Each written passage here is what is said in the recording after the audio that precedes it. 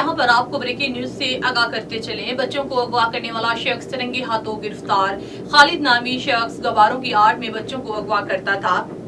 शादरा के इलाका थाना माचिस फैक्ट्री में बच्चे को अगवा करते हुए रंगे हाथों गिरफ्तार। खालिद नामी शख्स 5000 रुपए में बच्चों को फरोख्त कर देता था। अब तक 5 बच्चों को अगवा कर चुके हैं। मजीद तफसीलात जानते हैं 110 न्यूज के ब्यूरो चीफ की रिपोर्ट में। जी अनमोल शादरा के इलाका थाना माचिस फैक्ट्री में एक मुलजिम को गिरफ्तार किया गया है।